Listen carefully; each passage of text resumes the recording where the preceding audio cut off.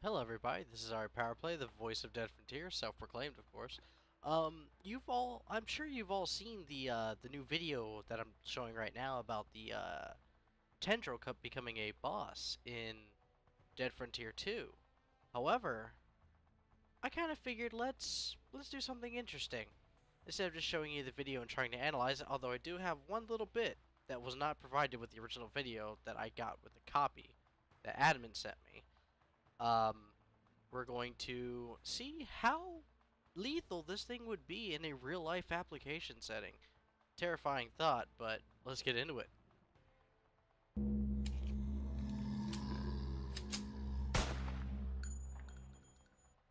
So starting off with the beginning of the video that I was given, immediately after the Dead Frontier symbol goes away, this right here pops up.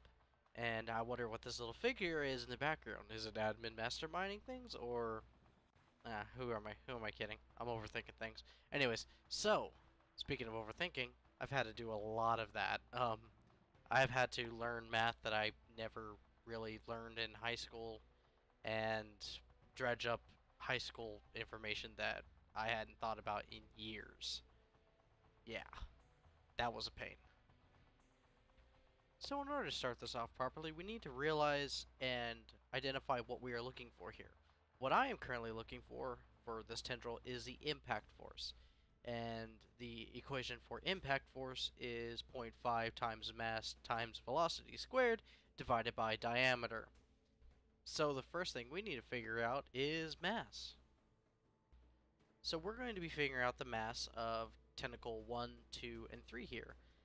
And mass is density times volume. So first of all, we need to find the volume of the tentacle and then multiply it by the density of what we're going to be using here is human flesh, which is 985 kilograms per meter cubed. So now that we know the density of human flesh, we need to look at the volume, which is pi r squared times height divided by 3 in its own little parentheses. We're going with the equation to find the volume of a cone, as it is definitely the shape that most fits these tentacles that the tendril has. So after asking admin the size of this creature, we have determined that its height is 1.9 meters tall, which is perfect because we're going to be using meters.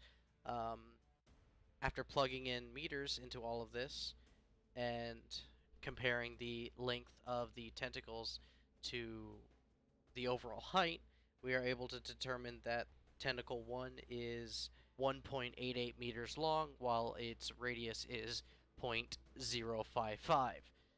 Cone 2, which is the second tendril, will be 0.73 meters long, while its radius is 0.0475. And the third one is 0.78 meters long, while its radius is 0.045 meters. I've already gone and put the numbers in as to try to keep you guys as minimally bored as possible, although I'm sure some of you are already.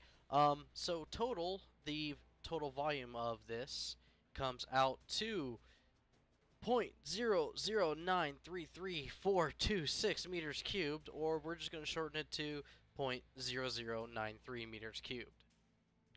Now that we have the volume, we can calculate the mass, which will be density times volume, which is 985 times 0.0093, which equals 9.1605 kilograms. And finally, now that we have our mass, we can start to actually calculate the impact force itself. So we're going to be using 3 velocities on this. We're going to be using the world record punch speed for Keith Liddell, which was 45 miles per hour, but we're just going to go ahead and put it at 40. Then we're going to go with the upper value of a baseball swing, which is the average of about 80 miles an hour, and then a world record force of 101, or world record speed, rather, of a baseball swing, which is 101 miles per hour. So plugging in everything for the 40 miles per hour impact force, we get 0.05 times 9.1605 times 17.8816 squared divided by 188. which comes out to a pretty hard hitting impact force of 775 newtons or 1129 psi. Now, keep in mind that to break the strongest bone in your body, you only need 1700 psi. That is easily enough to pierce skin. So, to save you the anguish of listening to me read through formulas again, I'm just going to go ahead and say what the impact forces are. The 80 mile per hour impact force comes out to 3,116 newtons, or if the impact area is 1 centimeter cubed, 4,519 psi. This is easily enough to probably kill you.